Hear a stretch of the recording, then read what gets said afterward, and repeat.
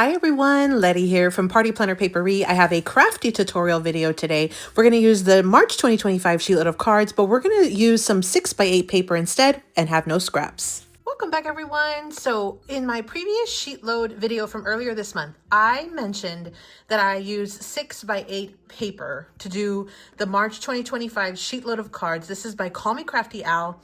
I'm on the creative team, so every month on the 2nd, I release my version of the sheet load, at least my set of cards. So I have those sets of cards here. And what I wanted to do, because in that video I mentioned that I use 6x8 and I asked if anybody wanted to see how I cut that. I did have some people respond that they did. So what I want to do in this video is I have 2 sheets of paper that are 6x8 that came from this paper pad that's Round Trip by Maggie Holmes. I had purchased this from Joann's several years ago. I've already kind of finished through about half of the pad. It originally comes with 36 sheets. And I have just a few repeats, but then otherwise I just have one of each of the papers. It does have some cut aparts. They're pretty small, but I do have some cut aparts, and then the rest is just some single-sided sheets of 6x8 paper. So what I want to do is I'm going to take 2 sheets from this pad. I'm going to show you how to cut down your paper to where you have no scraps at all. And then of course you'll have to bring in your own cardstock separately to do your matting, and then you can continue to follow the sheet load as far as for all the additional like layouts and your cutting guides for everything else. I am also going to show you how I put my thread. I had some people also mention that they did like the touch of the gold thread. They thought that it made it sort of elevated, and that I think had some people mention that for some reason their thread doesn't always look as, I guess, unified or whatever that my cards did. So what I wanted to do was in this video, I'm also going to show you how I put my thread on those cards. It's a super easy process, and so I figured I would go ahead and just incorporate it into this little quick tutorial today.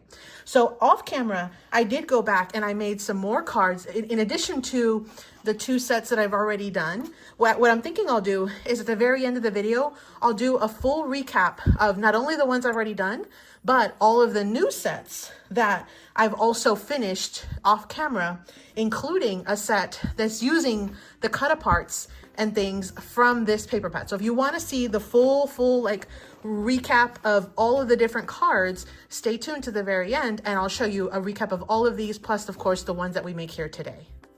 So if you're not familiar with the sheet load of cards, again, you can get it from Alicia's channel. She's Call Me Crafty Al. I will link her channel down below. And she releases a 2-page cutting guide and sort of card sketch that you can follow. What I love is that she does have a full-size card right here on front. She gives you some hashtags that you can follow, the paper that you'll need. If it's a special edition, she'll list it here. So this one was a special edition for 6x6. Again, I'm able to do it as a no scrap template with 6x8. So that's what we're going to be doing today. So I've got 2 sheets of 6x8 paper that we are going to be using today. And what I wanted to do was sort of try to find 2 that could coordinate. I really like this floral print, and I thought that the wood grain print on this one would match just because I feel like pretty much anything would go with this wood grain. And so these are the 2 patterns that we are going to cut down. Now, if your paper is double-sided, you can technically just do 3 cards from 1 sheet of 6x8 paper without any scraps. However, because my backs are, mine are single-sided, my backs are white, I am going to cut 2 so I can mix and match the patterns, because on the sketch, it calls for mixing and matching your patterns. So again, from 1 sheet, you can get 3 cards if you have double-sided. If you don't have double-sided, you'll want to use 2 sheets of paper and you'll end up with 6 cards, no scraps. And again, you will need to also bring in the cardstock that's recommended on the sheet load.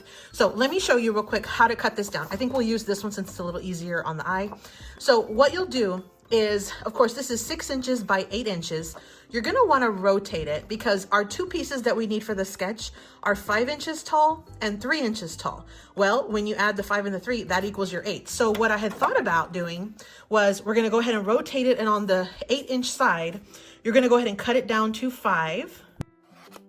Just like that. So now we have a 5-inch by 6 and we have a 3-inch by 6. Okay. So the next thing we do is just basically cut each of these down into 2-inch strips. So I'm going to go ahead and cut it at the 4-inch, and I like to cut right like shallow of the mark, just because sometimes these paper pads are not a true like 6 inches wide. So now we have our 2 by 5, which is perfect for our sketch. I'm gonna cut one more and I'm gonna cut it at 2 inches again, just shy of 2. And so now we were able to get 3 panels that are 2 inches by 5 inches, which is the larger panel that you need for this part of the card sketch. So that's our first cut. Now on the second little half that's left, again, it's 3 by 6. What I'm gonna do is I'm gonna cut 3 panels of 2 inches the exact same way. So I'm gonna put it right just shy of the 4, and I'll have a 2 by 3, and I'm gonna cut it one more time, and I'm gonna cut it right shy of the 2. And now I have a second panel, okay? So that basically gives us 3 of the taller ones, 3 of the shorter ones. And again, if you had double-sided paper, you could just rotate one of your patterns and have it for both of your pattern papers here. And see, we had no scraps. Once we cut these down, there was no scraps left over. I had already removed sort of like the hang tag part up at the top. So if you have a paper pad that has that, that will literally be your only scrap, but that really isn't part of the full 6 by 8 piece of paper. So I don't necessarily consider that like a scrap that's left over, because that's just part of the hang tag. But that's how we're gonna cut it down. Let me cut the second one, and I'll do it slightly different in the event that you didn't want to have to do it at the 4 and at the 2. I'll show you where you can just do it at the 2 every time. So again, I'm gonna rotate it, and on the longer side, which is the 8-inch side, I'm gonna go ahead and cut it at the 5-inch mark. Let me see if I can get it in camera there. Okay, so we have a 5-inch wide here, and we have a 3-inch. Now for this one, again, if you didn't want to cut it at 4 and then 2, you could just do it at the 2-inch mark and cut it 2 inches twice on the 6-inch side, which is the longer one. So we've got 2 by 5 and then 2 by 5 again. Just like that. We've got 3 panels there, same way that we had the other one. Now this one, again, rotate. You want the 3-inch side over to your left, because you want to cut off of the 6-inch side, and we're going to go ahead and cut it at 2 twice.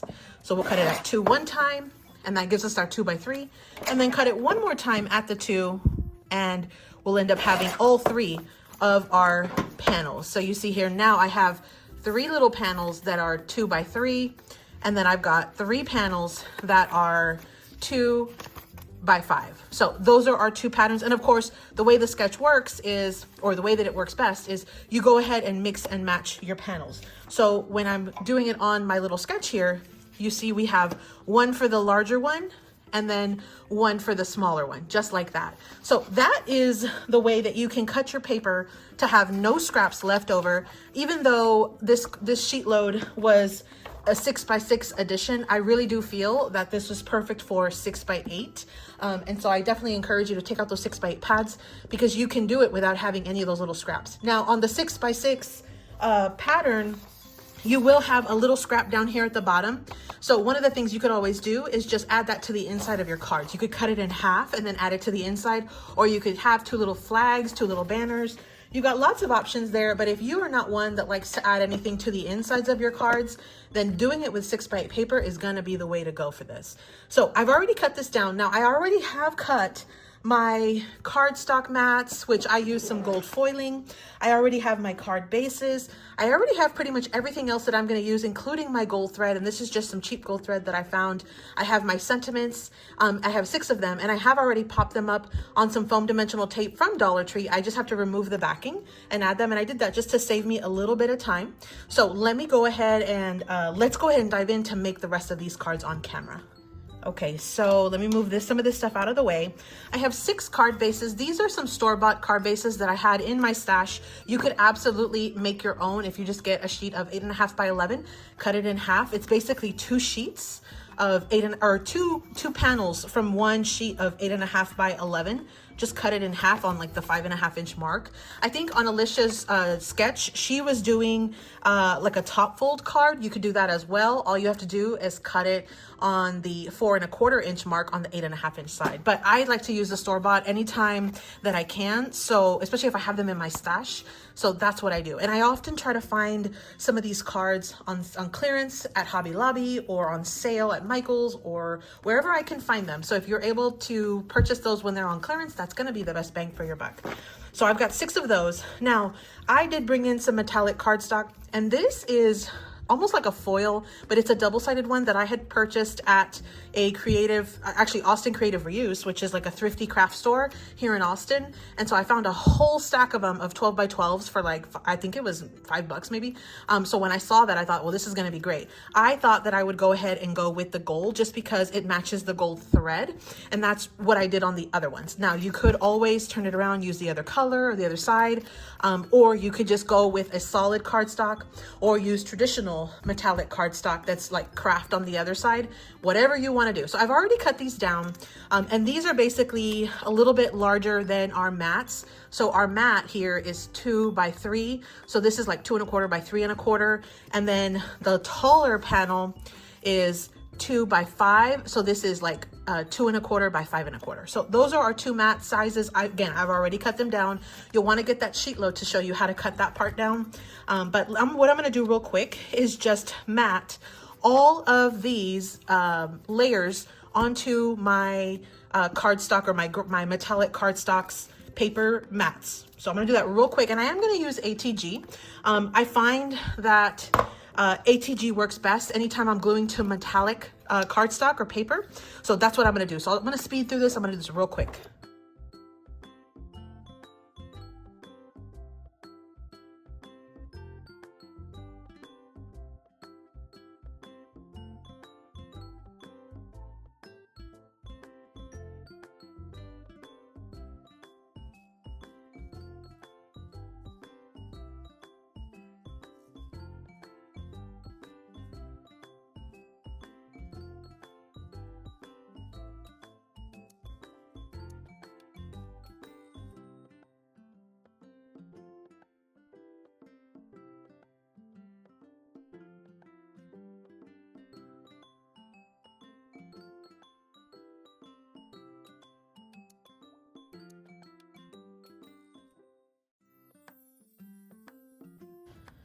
Okay, so we have our two sets of mats and like the larger mats and the smaller mats.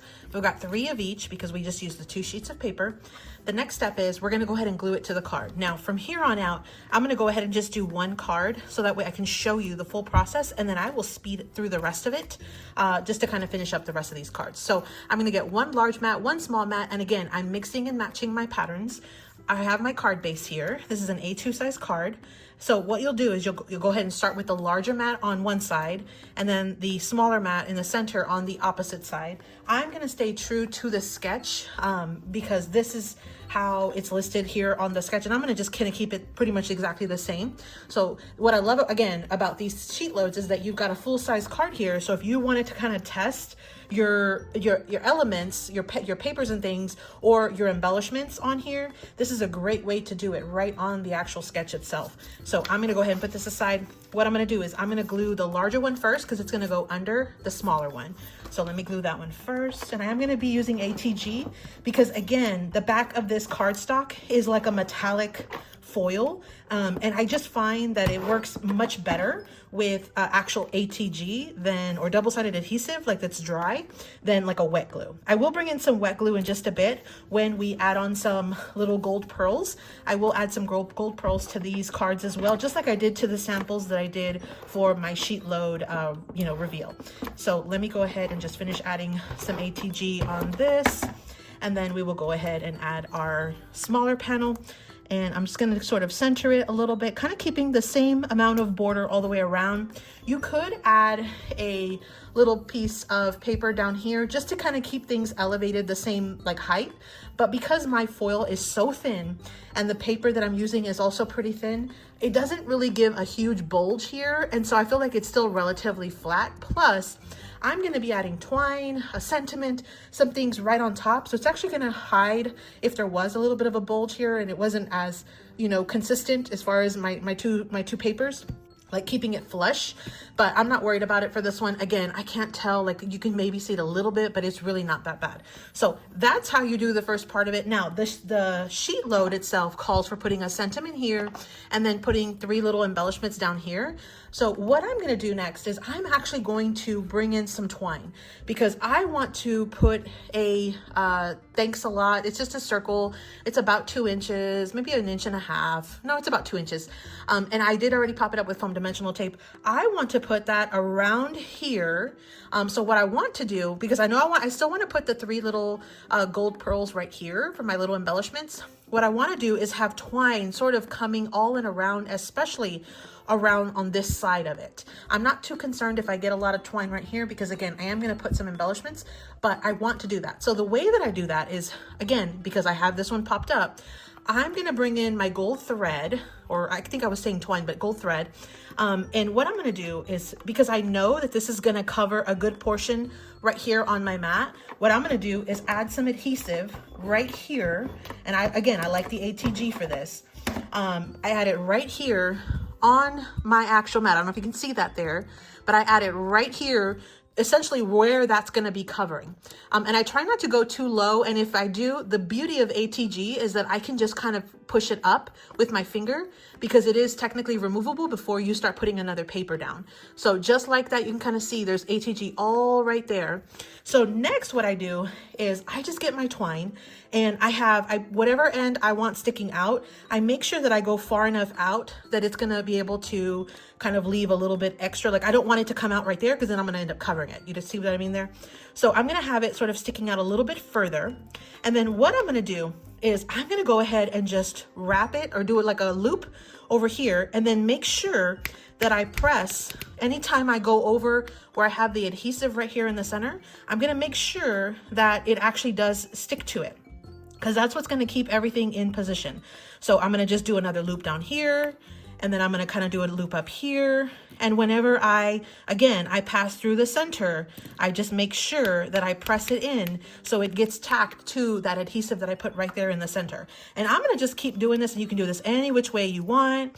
I was sort of doing almost like a flower kind of effect, but really and truly I was just, doing loops and whatever I felt would kind of work. You can spin this around. There really is no like right or wrong way to do this.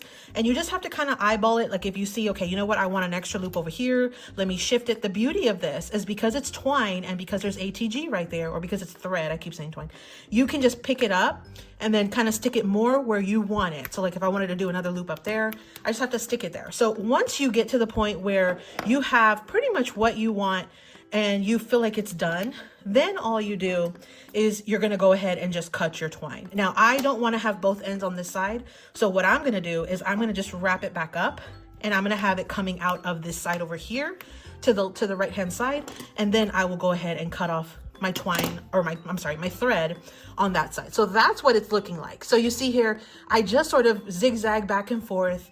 I have seen people glue it to the actual back of the sentiment. I find that just a lot harder. It's easier for me to just do it here. And before I glue this down, what I make sure is that the rest of the adhesive that I have down there is not going to stick out of behind this, because I don't want there to be adhesive that's exposed. So I just make sure that all the adhesive is sort of like encompassed right behind where this is going to be going. So I feel like I've got a good like area here. Everything is there. I've got my thread, and I feel like once I press that down, it's still going to look pretty good. I'm going to go ahead and remove the backing of my double-sided adhesive real quick. Okay, so I've removed the backing. What I like to do, especially because I'm bringing in some fabric, what I like to do is just add a little bit of wet glue on the back of these. Now, these are those Super Glue brand. They're very strong from Dollar Tree. But again, because I've got some different like mixed kind of materials here, I want to make sure that it's going to have a good hold. So I'm going to go ahead and just lay down my sentiment where I want it to. It should stick automatically. Because I used a little bit of wet glue, you might have a tiny bit of wiggle room, but otherwise there is our finished card. Now, I am going to come back in just a second and I'm going to add the 3 little embellishments, but I'm going to do them all at the same time. I just find it's easier that way. So the last step would just be to add your 3 embellishments down here at the bottom, and that will be your card. So I'm going to put this aside. I'm going to speed through the rest of these cards. If you just want to get straight to the recap, just fast forward towards the end. But otherwise, I'm going to just speed through this really, really quickly. But this is how easy this card is. And again, no scraps, so you can't beat that. So let me go ahead and finish the rest of these.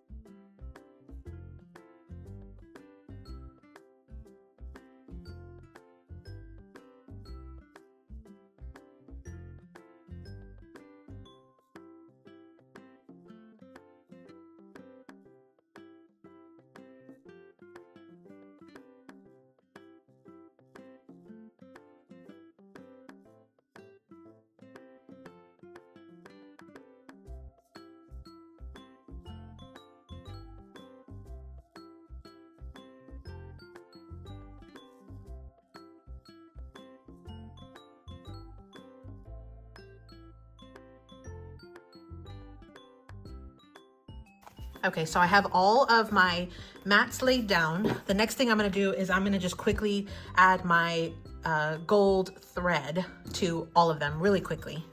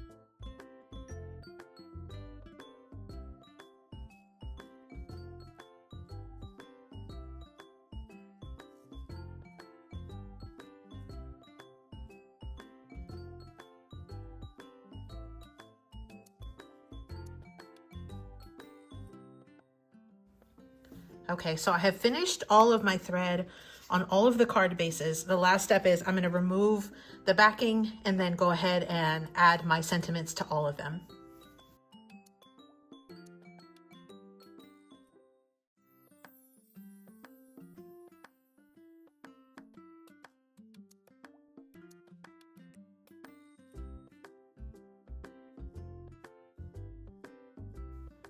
Okay, so all of them now have the sentiments. You could leave the card just like that. What I'm gonna do though is I am gonna go ahead and follow true to the SheetLoad and add 3 little embellishments down at the bottom. So let me go ahead, and I have my cards already here. What I'm gonna do is pull out my gold gems, or my gold flat back pearls, which are these. So I just have them in a little container so it's easy for me.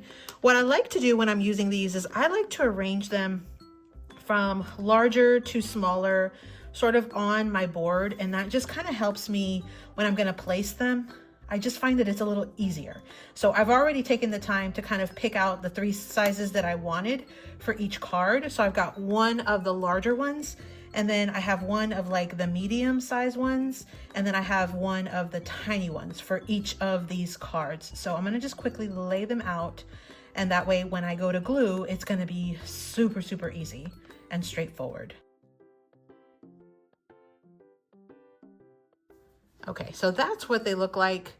There you can see all of them. I use this little jewel picker. I think it's like a nail design tool, like for people who do nails, like actual nails, and they use that to add the little gems and things. But I find it has a wax end, and I find it super, super helpful. If I can, I'll link it down in the description box below, along with if I can find gold flat back pearls, along with ATG, like any of the supplies that I'm using. I'm going to try to find as much as I can, the thread, all of it down, and I'll link it down in my Amazon store link down below.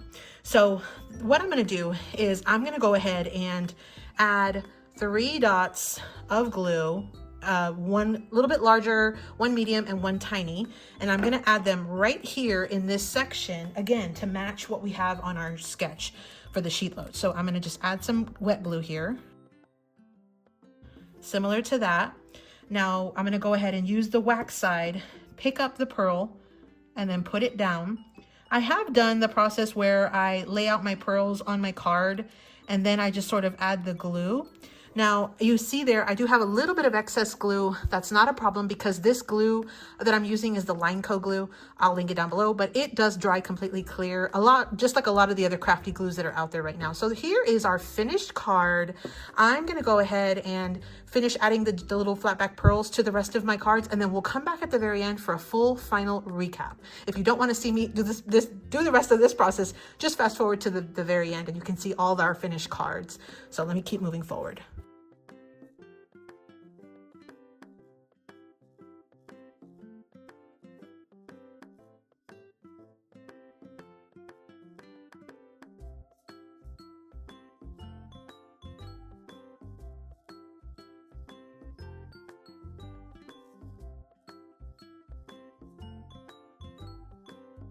Okay, so I have added all of the pearls to these cards. I'm gonna set these aside, let them dry for just a few minutes, but the next is I'll go ahead and come in and we'll do a full final recap of all of the cards that I've made using this SheetLoad sketch for the month of March 2025.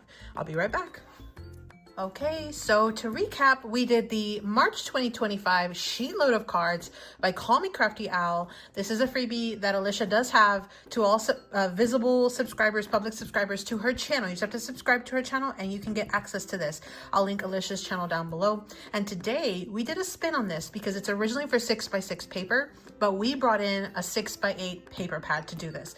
One of my goals for the collaboration that I'm in, which is the hashtag Paper Stash Smash that I'm participating in this year, is to use up a different type of paper each month. And for the month of March, our choice was, or the option that I chose was 6x8, which is why I chose this round trip paper pad by Maggie Holmes. It came with 36 sheets. I'm down to just a little over half of the pad left. I should have it finished by the end of the month, but my goal was to use this paper. And what I found out was that you could do this specific sheet load without any scraps, at least on your paper standpoint. Now you might have some scraps for your cardstock, but as far as the paper itself, you should not have scraps if you follow the tutorial that I just did right now with you. So I'm going to show you real quick all of the cards that I've done. I totaled it up and I ended up doing 36 total cards between the 6 cards we did today, the 12 cards I showed on the SheetLoad video, which I'll link at the very end of this one, and then also some of those ones that I did off camera. So let's go ahead and take a look at our cards using the 6x8 paper for the March 2025 SheetLoad of cards. Okay, so here is the set that we did on camera. Just a reminder, every 2 sheets of 6x8 paper is gonna yield you 6 cards. So you mix and match the patterns, and that's how you can go ahead and get 3 of each of the different varieties. So here are the sets that I ended up having. Here's the one with this version. I tried to keep the sentiments the same. And then here is this version right here with the floral print as the larger panel. I think these turned out super cute. They're so quick and easy to make. I really absolutely enjoyed this sheet load this month. Here is the next set. So you've got some with the floral on the left, and then the opposite have the floral on the right. And it looks like I might have them mixed up a little bit, but you can kind of get the general gist of it there. So here was this set. Super, super pretty. I love all of the little gold details. I love the addition of the gold thread. If you have never tried using thread or in general gold thread in your crafting, I highly encourage you to try it. It really can elevate your projects. I just find it so relaxing, so fun, and it's really not complicated, especially if you do one of the easy techniques that I showed you here today. So here's the next set that I did. And this was one, again, I showed on the SheetLoad video. So here are what those cards look like. These are so quick and easy. Here's the next set. And again, I used a bunch of store-bought cards for these, used up my paper. I did use some cardstock scraps, but then I also used some cardstock from my stash. Now, this was one of the sets that I made off camera. So I mixed and matched these patterns. I was trying to use up the remaining of my cardstock bases that I had store-bought. So you see here, I ran out of purple, I bumped into the blue, I ran out of the blue, I bumped into white. So again, the goal here was just to use up what I have. I made 2 different versions here. So we've got this one here with the plaid on the left-hand side. Super, super pretty. And then we also have the ones with the floral on the left-hand side. So fun. And so you can see here the white. So I personally liked the colored card base. What do you think? Let me know in the comments down below. Do you prefer the white background or the colored background? I find that it adds a little bit of extra sort of dimension, or I'm just not one who likes like white space on my cards. So I kind of like, to kind of get it fully covered up. And so I figured the store-bought card bases that had color was the perfect fix for that. So here's the next set that I had. Here are the 2 different, paper combinations. So we've got this sort of geometric shape, and then we've got this real pretty like rose floral piece. Super, super pretty. Tons and tons of cards for days. That's what I love about this sheet load, is once you start cutting, you can make these so quick. They go so fast. Now, here was the last set that I made. I did not use these little sentiments that I had in my stash. By the way, if you're curious, I forgot to mention, but these sentiments came from an older greeting farm stamp set that I had purchased at Not Too Shabby. I purchased it probably about 3 years ago, maybe 2 years ago. I don't think it's still available at Not Too Shabby. In fact, I'm pretty sure it's not, but you might be able to find it. If I can find the name of it, I'll link it down below, but I think it was like Simple Sayings or something like that, but it was something like that, but that's what it was. And so it was just like a general sentiments kind of combinations with scripty and non-script. So what I did on these though instead was I just used the cut aparts that came in the pad. And so I still did the twine, and I still did add some little gold flat back pearls. But in this case, I went to kind of a little bit crazy with them. One other thing that I did was, just because it was already sort of chaotic and I really wanted to kind of go with that chaos theme, was I added some little gold marker. I don't know if you can see them, the little dots. I added them like all over the place. And so just to kind of tie in like the gold pieces here and there, I layered up the pieces, and I did pop them up on foam dimensional tape wherever I could.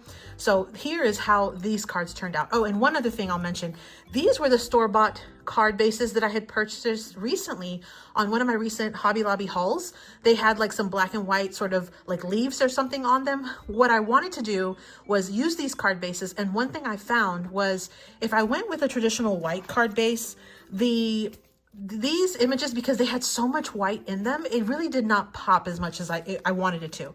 So what I decided was, if I bring in a colored cardstock behind it, or a card base, that would be best. Well, I didn't have any colored card bases that I thought would work for this, like remaining in my stash.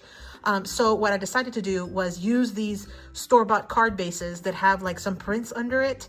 And then I went ahead and just added a mat. And this mat is, I think it was like 4 1/8 by 5 3/8. I think I did it 1/8 shyer than what the full area on the front of the card is, which is 4 1/4 by 5 1/2. So that's what I did, and then I layered up all the rest of my elements. So here's what these cards look like. I'll go ahead and show you each of these, and I really liked the way that I had a mixed, like different sizes of borders. I've had like a 16th inch border, an 1/8 inch border. I really like the look of that. I did also like how I still incorporated a little bit of that gold thread. You could use twine, but I just like how there's a lot of mix of different elements on these cards as well. I even hand wrote in some sentiments on some of them. So those were my cards. I made 36 total cards using the Round Trip by Maggie Holmes I had purchased a few years ago from Joann's. And then this was again for the March 2025 SheetLoad of cards by Call Me Crafty Al. I'll link Alicia's channel down below. And again, with using the 6x8 paper, it is different from what the sketch calls for. However, you'll end up with no scraps. So notice I don't have any scraps left over at all after making these cards. Again, I probably have some cardstock scraps, but I'll just throw them in my stash and I'll use them for future.